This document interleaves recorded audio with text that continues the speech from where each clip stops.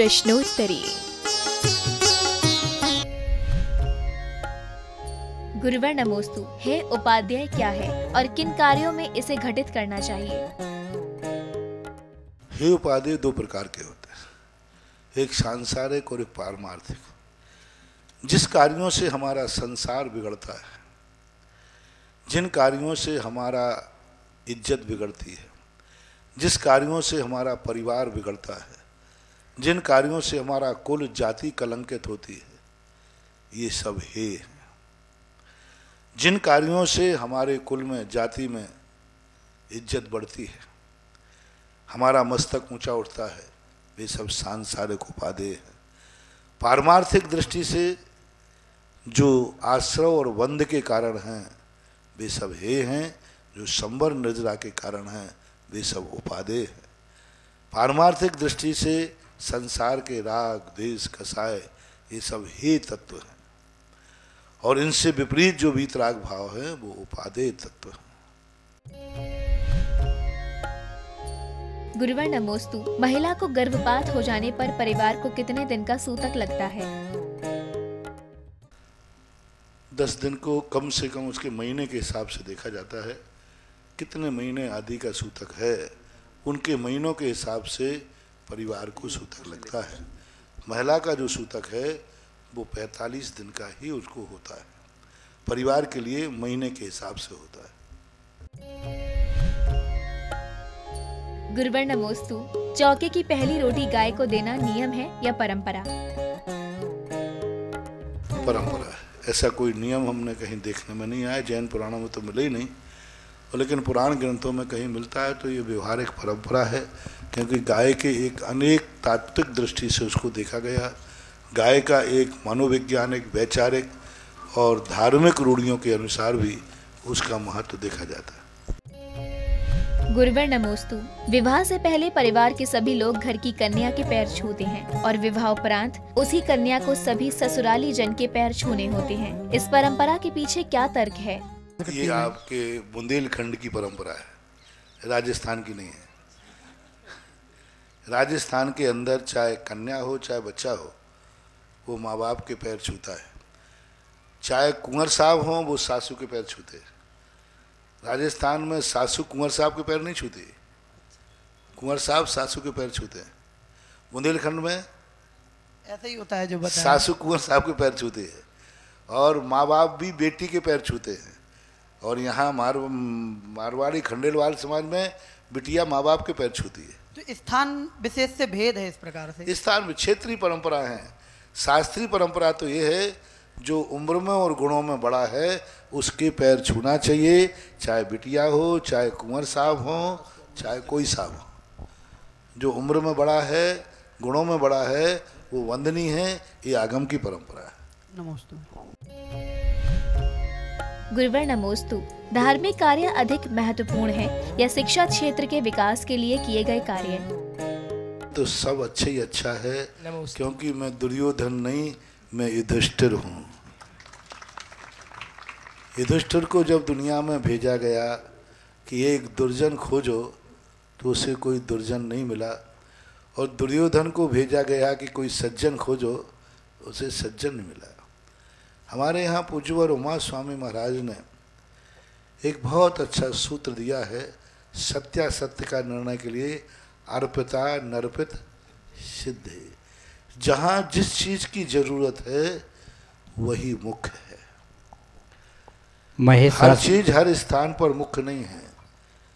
रोटी भूखे के लिए रोटी अच्छा है, लेकिन जिसको टाइफाइड निकला हो तो रोटी जहर है।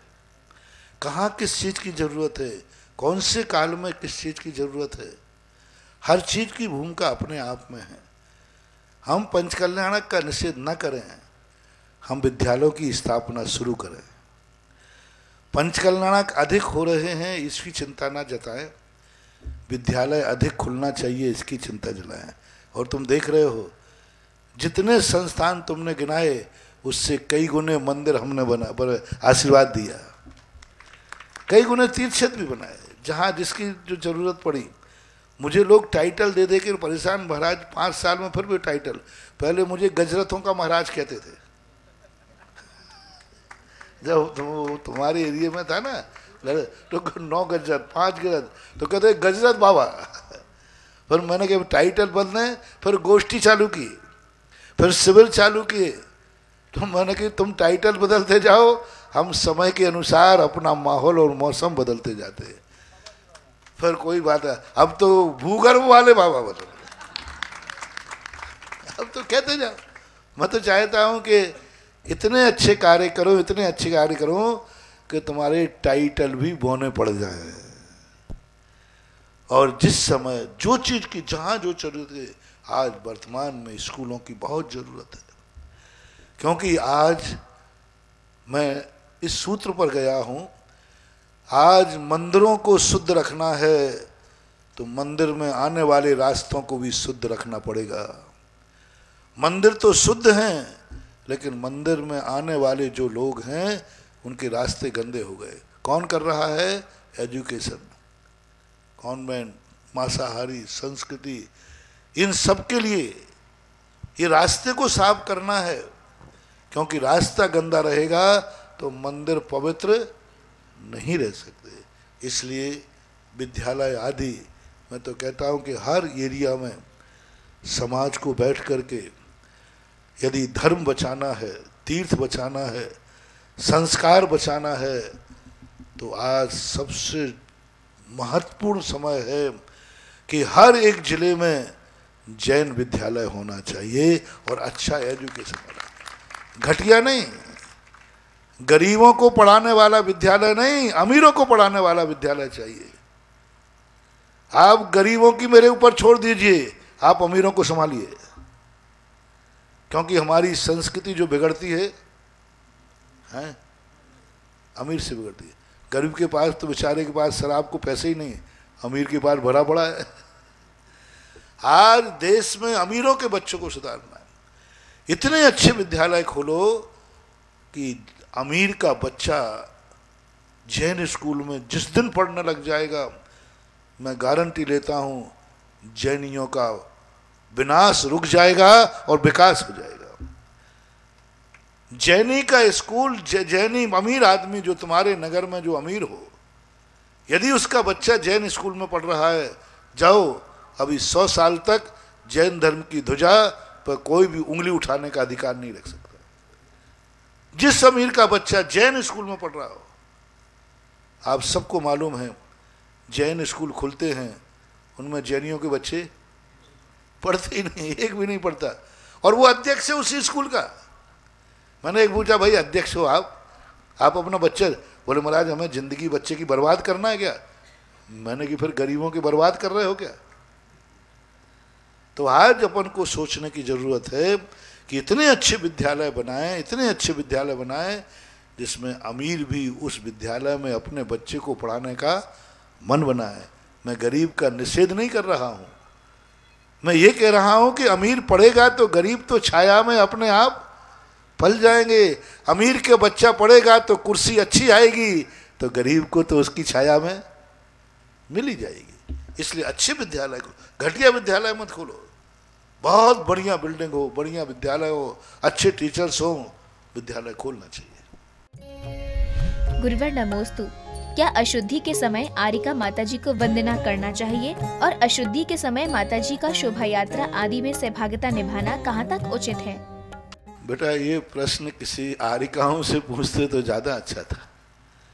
मेरी दृष्टि से तो वंदनी नहीं होना चाहिए। अच्छा, दूसरा प्रश्न था, क्योंकि वंदनी की स्थिति में पूज्यवर कुंद कुंद स्वामी ने 11 गाथाएं प्रवचन सार में लिखी हैं चारित चूलिका की। यदि उन 11 गाथाओं को पढ़ लिया जाए तो उस दशा में ना वो पूजनीय है, ना अर्घ्य चढ़ाने लायक है और ना ही दर्शन के योग्य है। दर्शन का ही निषेध किया। ऐसी दशा में लोगों को दर्शन भी कैसे बनेगी व्यवस्था उसकी? बात ही करने का मना किया, मौन रहने को कहा, मौन रहने को कहा और किसी प्रकार का दर्शन आदि आवश्यक क्रियाओं को भी करने की अनुमति नहीं होती है। अब बाकी जो व्यवस्थाएं हैं, परंपराएं हैं, इन संबंध में हम ज़्यादा उलझना नहीं चाहते हैं, लेकिन इतना ही है कि ये सब कार्य गलत है, होना नहीं चाहिए। वो स्त्री पर्याय की मजबूरी है। इसी मजबूरी के कारण तो स्त्रियों के लिए बहुत सारे कार्यों से वंचित रखा गया है। इसलिए उस दशा में वंदना नहीं करना चाहिए, वंदना नमोस्तु आदि नहीं करना चाहिए और परहेज करना चाहिए, और आरिकाओं को भी नहीं करवाना चाहिए। हाँ, दो मुनियों का तो दर्शन ही नहीं कर सकती आरिका, दृष्टि से भी दर्शन नहीं कर सकती, साथ चलने का तो सवाल ही नहीं, दृष्टि से भी दर्शन नहीं। मुनिराज का दर्शन का भी निषेध किया है, नहीं कर सकती। भगवान जी का दर्शन नहीं कर सकती, विमान जी के साथ चलने का सवाल ही नहीं उठता। ओहो, मैं तो ये बात आज पहली बार सुन रहा हूँ, मैंने आज तक ऐसा सुना नहीं है, और ऐसा हुआ है समझ लेना चाहिए कि पंचम काल में छठा काल आ चुका है, विनाश का समय आ गया। बहुत बड़ा अपराध, जघन्यतम अपराध, सारी समाज को विरोध करना चाहिए, और ऐसी आरिकाओं को आप रोक सकते हैं।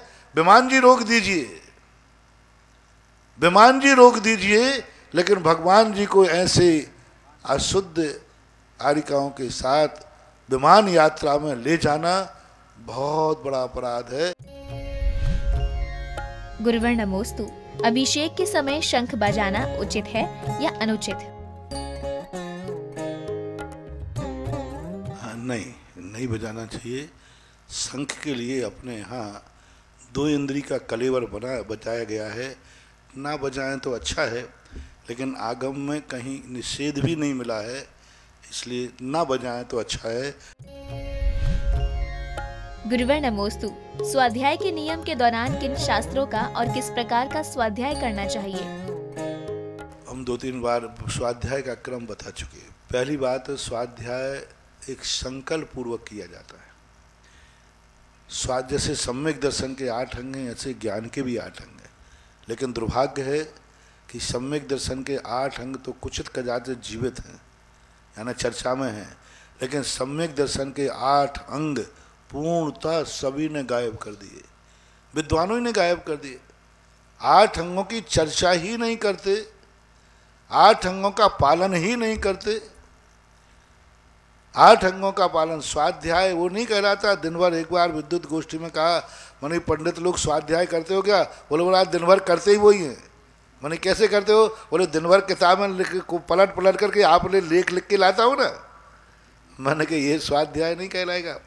स्वाध्याय कहलाता है किसी एक निश्चित ग्रंथ को संकल्पित करना कि मैं इस ग्रंथ का स्वाध्याय करूँगा, फिर इस जब तक ये ग्रंथ पूरा नहीं होगा तब तक उपधान करना, मैं फलानी वस्तु का त्याग करता हूँ, जब तक ये पूरा नहीं होगा।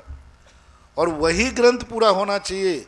किसी दिन यदि वो ग्रंथ ना पढ़ पाओ और दूसरा ग्रंथ पढ़ना पड़े तो वो स्वाध्याय पूरा नहीं माना जाएगा, वो आसाधना मानी जाएगी। उस दिन प्रायश्चित करना पड़ेगा कि आज वो ग्रंथ मुझे मिला नहीं, उसके एवज में मुझे दूसरा पढ़ना पड़ा, तो ये दोष है।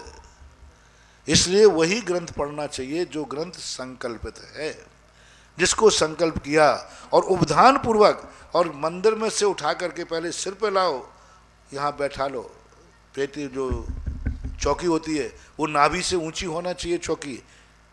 बैठते समय ऐसी करो जैसे नाभि से ऊंचा रहो, और बैठाने के बाद नमस्कार करो, 9 बार नमोकार मंत्र पढ़ो, जो ओकारम बिंदु संयुक्तम मंगलाचरण करो, फिर पन्ने खोल करके पढ़ो, और पढ़ने के बाद धीरे से बंद करके फिर कायेश्वर करो, जिनवाणी स्तुति करो, और नमस्कार करके उठा के जहाँ से उठाया था विधिवत वहीं जाके रखिए, तब ये बाह्य स्वाध्याय के भेद कहलाते हैं।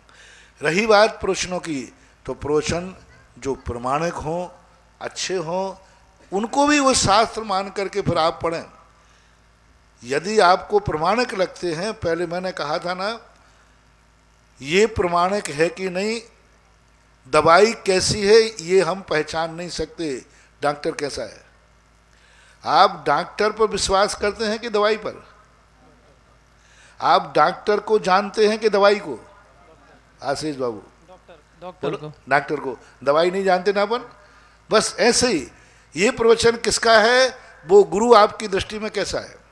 यदि वो गुरु आपकी दृष्टि में सही है तो उसको, ग्रंथ को शास्त्र माने पहले, फिर उस शास्त्र को अपना विधिवत, जैसे, क्योंकि आचार्य की मुनि की वाणी है, गुरु है, और तुम्हारी दृष्टि में वो गुरु है, पहले ये निर्णय कर लेना आपकी दृष्टि में वो गुरु है कि नहीं। आपकी दृष्टि में, दुनिया से कोई लेना देना नहीं है।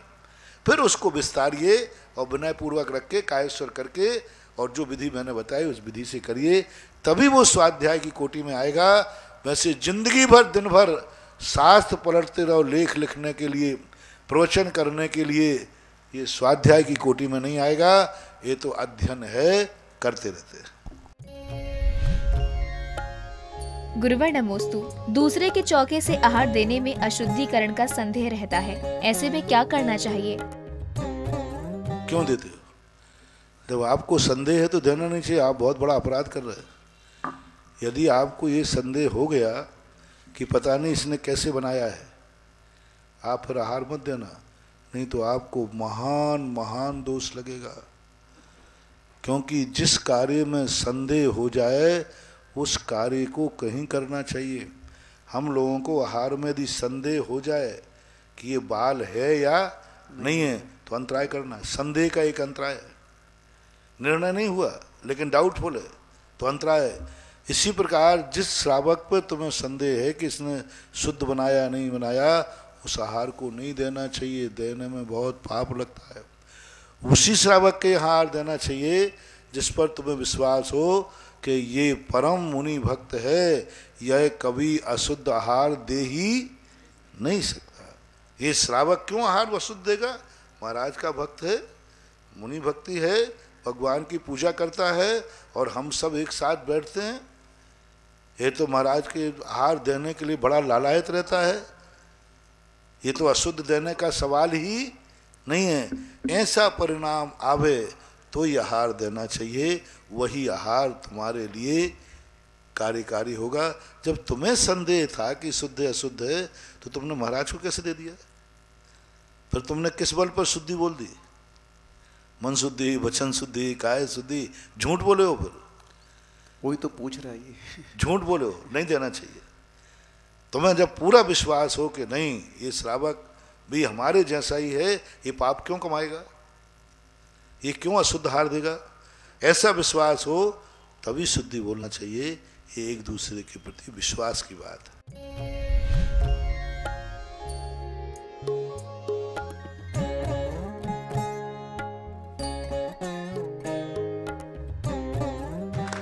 मुझे वचन सिद्धि है कि नहीं मुझे पता नहीं, लेकिन मुझे इतना मालूम है कि आगम में जो लिखा है वो पूरा सत्य लिखा है। मुझे तो शास्त्रों में, मेरे पास क्या है मुझे पता नहीं, लेकिन मुझे ये पूरा पता है कि हमारे आचार्यों ने जो लिखा है वो 100% सत्य है, और उन्हीं की दम मुझे है और उन्हीं की दम पर मैं बोल देता हूँ।